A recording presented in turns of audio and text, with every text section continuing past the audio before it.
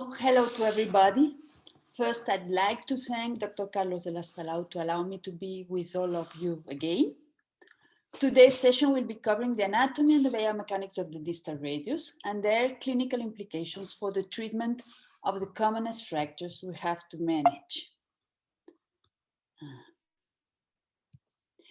We'll divide this presentation into parts. During the first one, we'll be covering some important aspects in regards of distal radius anatomy, while in the second part, we'll focus on the distal radius biomechanics and how distal radius fractures may interfere on it. So let's start with some distal radius anatomy concepts that can help us to better understand, plan, and surgically solve a distal radius fracture. For this purpose, we'll review the bone, one ligament, and the vascular distal radius anatomy. In this first section, focused on distal radius bone anatomy, we'll cover the metaphysis and the joint surface architecture. I'd like to present to you 6 important anatomical aspects of the distal radius metaphysis, which can influence our surgical technique and the postoperative outcome. First, I'm convinced that all of you have already heard about the watershed line. It corresponds to the lineal area where the flexor tendons are the nearest to the bone during wrist extension. This is the watershed line of a radius. Some types of fractures can absolutely distort its relief and render it absolutely unrecognizable. Nevertheless, if we are able to identify it and we insert the distal rim of a volar plate 2 millimeters proximal to the line relief, will ensure the flexor tendons protection. Let's see now a second important metaphysis anatomical aspect. At the ends of the watershed line, we can find 2 tubercles, the radial and the lunate one, which is more distal than the previous. They both define a fossa sulcus between them. In distal radius fractures, both tubercles are sometimes easier to identify than the watershed line itself. So they are important because in these cases, their palpation can help us to correctly reduce some fractures. And their other importance lies in the fact that the FPL tendon runs into the interfossa sulcus, where it's separated from the bone about 4 or 5 millimeters. If we insert a straight volar plate, we'll automatically decrease the volume of the interfossa sulcus, and the FPL tendon can be damaged, although we've been cautious and we've inserted the plate proximal to the watershed line. That's the reason why you can find on the market some plates specifically shaped to perfectly adapt to the reliefs of the radial and the lunate tubercles to preserve the FPL slip area volume. Let's focus now on the third important metaphysis anatomical area, the radius lunate tubercle, which corresponds to the radius ulnar volar rim. This osseous tubercle protrudes volarly and flies above the radius diaphysis like the balcony of a building. This specific anatomical disposition weakens it and facilitates its fracture, which will always be a displaced fracture. Why? Because the extremely robust short radiolunate ligament inserts on the volar rim of the lunate tubercle. And if this ligament is not torn at its distal insertion, it will maintain the volar rim fragment distally displaced. This radius bone fracture will induce an adaptative lunate bone extension and the whole first carpal row extension when the scapholunate ligament and the lunotriquetral interosseous ligaments are intact. We'll come back later on the short radiolunate ligament as it's really a very important radiocarpal stabilizing ligament. Let's move now to the dorsal aspect of the radius metaphysis, the fourth anatomical concept that I'd like to comment to you is that the first 4 sheaths of the dorsal extensor retinaculum insert over it. So, if any volar plate screws are too long, they can protrude into these sheaths floors and compromise any postoperative pain-free wrist flexion extension, thumb precision function, and triphalangeal finger flexion. The skyline fluoroscopic view has always been recommended to ensure that the screw length is the optimal. Nevertheless, it's not always easy to perform, especially if your C-arm is not wide enough, as you need to place the forearm in only 15 degrees of inclination to correctly see the dorsal radius cortex. We personally prefer the intraoperative ultrasound study, which we perform with the anesthesiologist's ultrasound equipment, and we irradiate much less, and we can perfectly and easily detect any screw invasion in any dorsal extensor sheath floor. The posterior interosseous nerve and its surrounding vascular bundle is located on the floor of the 4th dorsal extensor compartment near the 3rd one. Any injury to it by long volarly inserted screws or by dorsally inserted Kirchner wires will result in a future wrist flexion limitation due to a mechanical neuropathic joint pain, even if we didn't provoke a complete neuromesis. The 5th anatomical detail of the radius metaphysis that I'd like to comment is that the superficial head of the pronator quadratus muscle inserts on the volar aspect of the distal radius. And this is a very important muscle to consider. It's relaxed in forearm pronation while it's tightened in forearm supination. So a useful tip to facilitate its reattachment after volarly plating the radius is to tighten the sutures while the forearm is in pronation. It will be much easier. And why should always try to reinsert it or preserve it? First, because it protects the flexor tendons from the volar radius plate. Second, because its superficial head is a dynamic distal radial joint stabilizing muscle. Indeed, in forearm supination, the pronator quadratus wraps around the distal ulna like a scarf. And this anatomical disposition entails that in forearm supination, when the pronator quadratus muscle contracts, the distal radial joint is compressed, and so the joint is dynamically stabilized.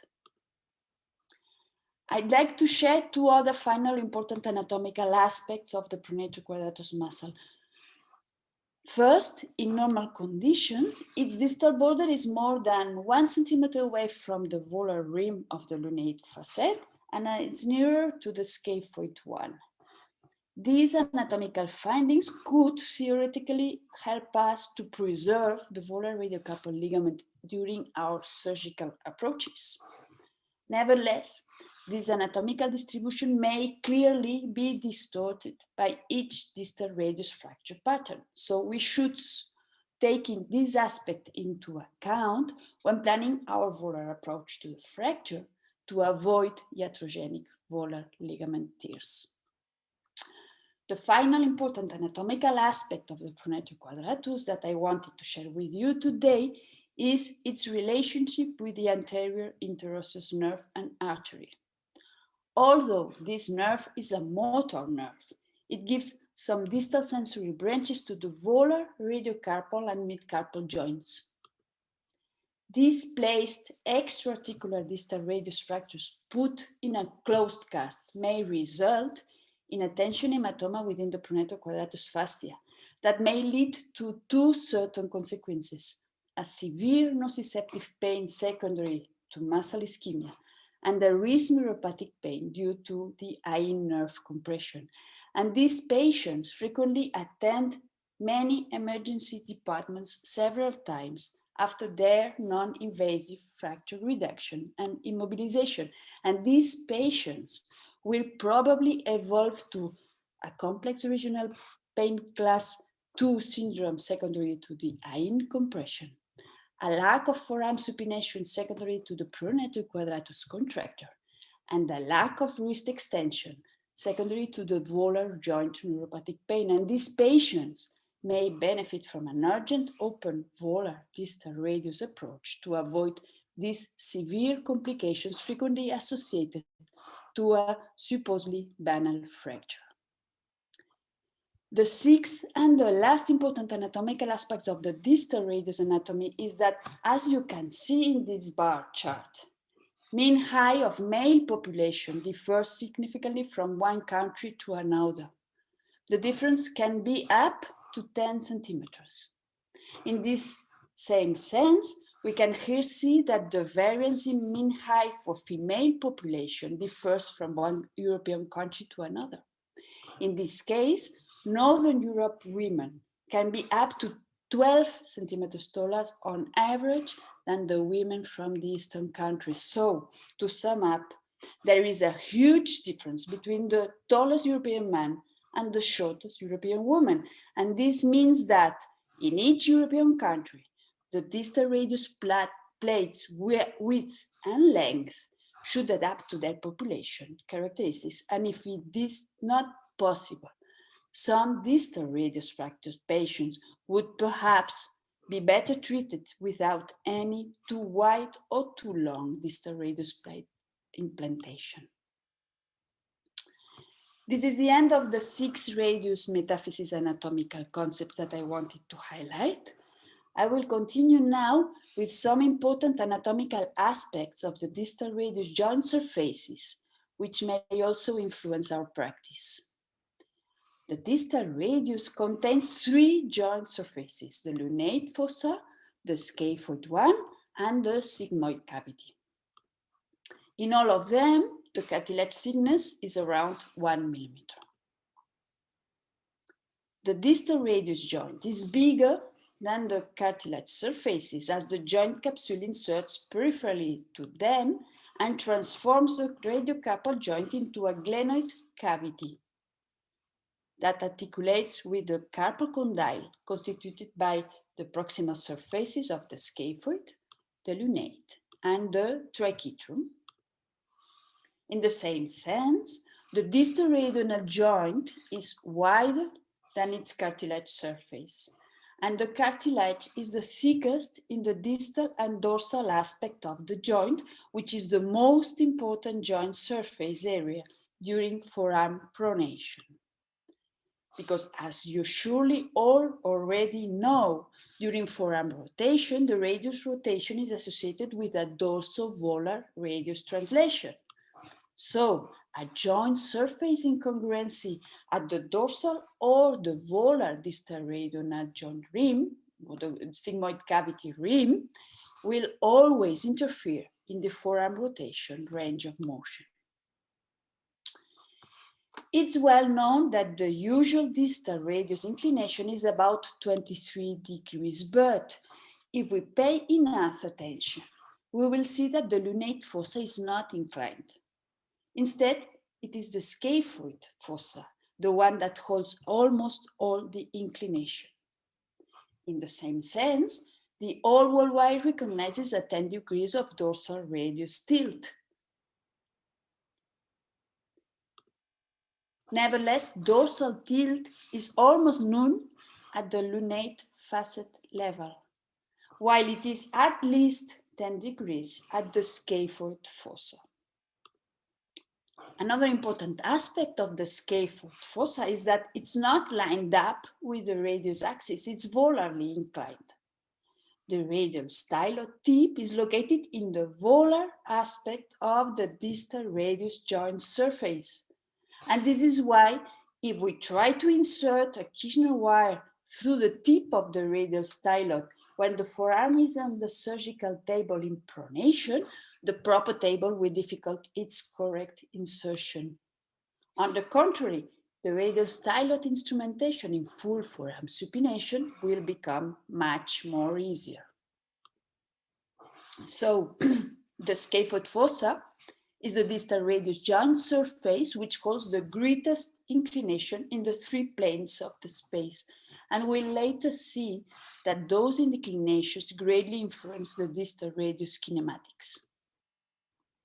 The lunate fossa joint surface is extremely concave. So the subchondral screws at the concave lunate fossa should be inserted quite proximal, about the distal tip of the volar radius rim. And we should never tilt them distally to avoid any dorsal aspect of the radiolunate joint invasion. It may even be beneficial to tilt them proximally. In this way, the central joint surface subchondral support is guaranteed and the joint invasion is always avoided. Another anatomically important aspect to consider during the lunate fossa fractures instrumentation is that the sigmoid notch circumference radius is about 15 millimeters. And this particular spheric joint surface configuration implies that the most volar and ulnar distal radius rim fractures are difficult to stabilize without risking a screw joint penetration or the lack of the fracture stabilization when we insert a standard volar plate. In this case, the C-arm intraoperative extended tangential view, which teach me Dr. Orbey, is extremely useful to check the distal radiolunate joint, and the ulnar facet specific plates should be recommended. On the contrary, to the lunate fossa, the scaphoid 1 surface is nearly flat. So to stabilize it, the subchondral screws could be inserted near the distal rim of the radius and could be drilled in a distal inclination without great risks of entering the joint. All these important concepts about the distal radius surface 3D anatomical disposition that we've reviewed are the reason why the metaphyseal screws of the volar plates usually have different orientations. This is the end of the radius bone anatomy concepts that we wanted to highlight. We will continue now with one important volar radiocarpal ligament anatomy, the short radiolunate one. This ligament is often damaged in high energy distal radius fractures, so we should always wonder if it's intact or not when we are facing a distal radius fracture X-ray or CT scan, because it's a major stabilizer of the first carpal row. This ligament connects the volar rim of the radiolunate fossa to the volar aspect of the lunate bone. It's a thick ligament, a thick and wide short ligament, as you can perfectly observe at its distal attachment level in this wonderful preparation of a 6 centimeters long fetus. And if we focus our attention on it, we can even appreciate its perfect structural parallel fibers, which can suggest us its important mechanical stabilizing role. Our colleague Elizabeth Hager studied it in 2007 and found that the short radiolunate ligaments composed by stout collagen fibers with very, very limited innervation. And this ultrastructure composition brings us to confirm that this ligament is more mechanically important than a key in the generation of proprioceptive information of the wrist. And which is the short radiolunate ligament mechanical role? Well, it stabilizes the first carpal row both during wrist movement and during wrist loading. During wrist mobility, it stabilizes the lunate bone to the radius during flexion extension mobility. And in this condition, allows the midcarpal joint mobility. If this ligament is deficient, secondary to a ligament bone detachment or a ligament avulsion, the lunate bone will adapt an extended alignment. The whole first carpal row will be dragged in extension if the interosseous ligaments are competent, and the mid-carpal joint will have its range of motion restricted. On the other hand, the physiological adaptative ulnar carpal translation of a wrist axially loaded will not be restricted, when the short radiolunate ligament is incompetent. Let's see what happens in the lab when we cut the volar short radiolunate ligament. Even if all the dorsal intrinsic and extrinsic ligaments are intact, and the other volar radiocarpal ligaments are also competent, when we cut the short radiolunate ligament, the carpus freely ulnarly translates without any taut restriction,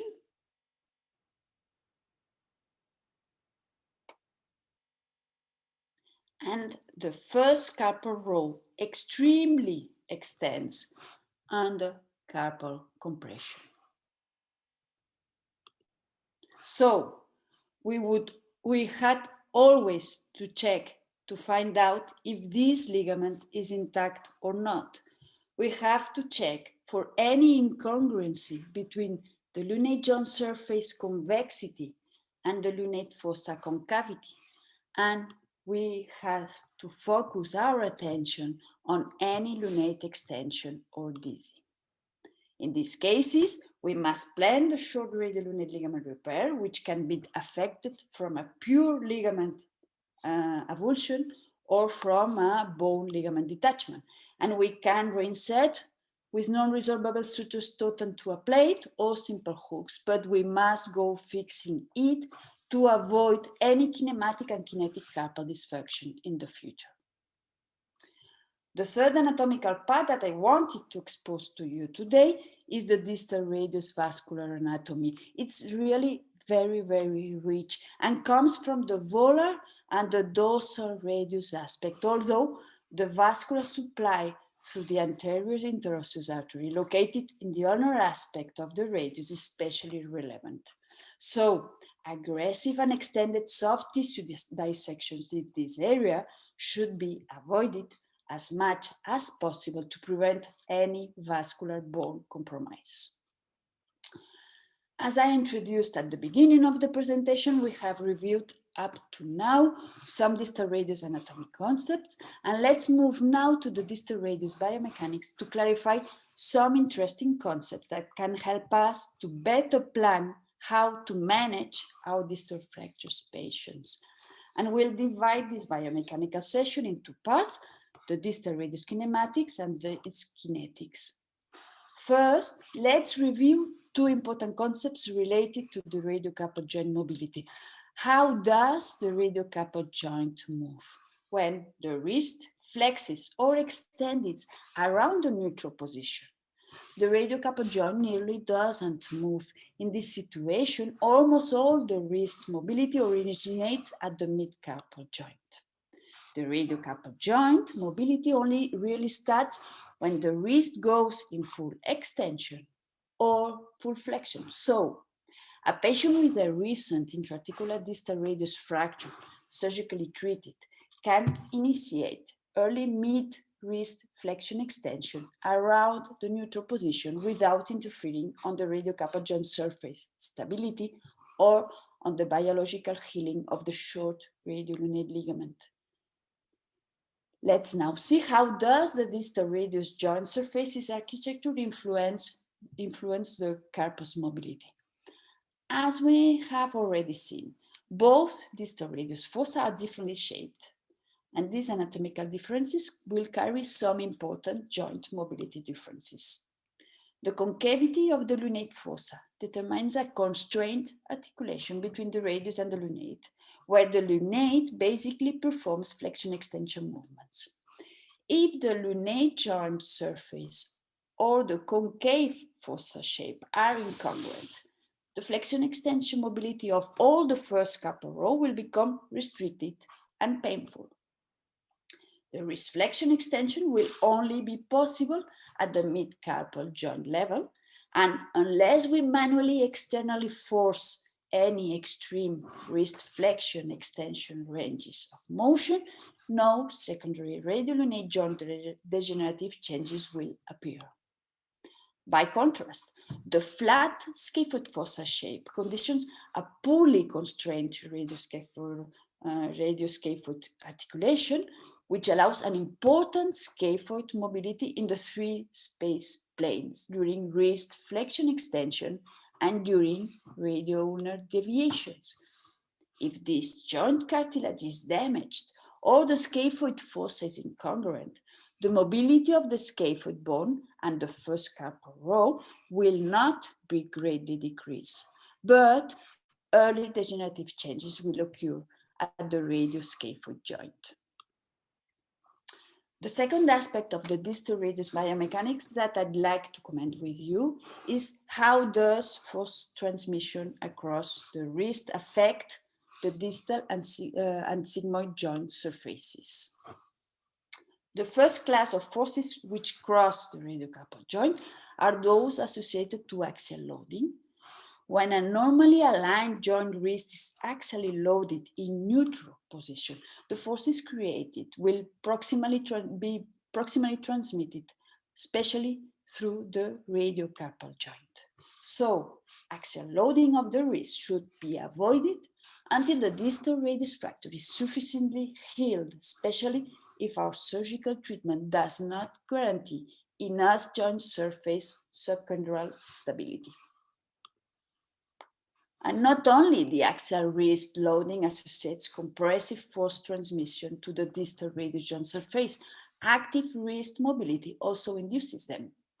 In 2007, Rickley inserted a pressure sensor device into the radiocarpal joint and studied under in vivo physiological conditions the spatial distribution of the reactive joint pressure to wrist radioulnar inclinations and to wrist flexion extension. And he found that the distal radius joint surface supports much more great amount of loading forces than expected before. And that the area of maximal loading is permanently changing. Although during active wrist flexion extension, the highest joint surface pressures concentrate over the lunate facet, especially at its dorsal rim. So, in distal radius fractures, the lunate facet and its dorsal rim should always be cautiously stabilized to allow a safe early wrist mobilization. In another kinematic study, Gaiman found that during forearm rotation, the distal radioulnar joint does not always register the same degree of joint compression. The joint surface contact area and the compression loads are maximal at 10 degrees of forearm supination. And in this situation, they both concentrate at the dorsal center area of the radial sigmoid notch. But as we saw previously, this is not the area where the cartilage is the thickest. So, if the sigmoid notch becomes incongruent after a distal radius fracture and the physiologic dorsovolar translation of the distal radioulnar joint is restricted, early joint surface degeneration will certainly appear. Basic science can always help us in our clinical practice, and we should always keep them in mind. I hope that you have enjoyed coming back today to anatomy and biomechanics, and that you have found them useful for your daily practice. Thank you very, very much for your attention.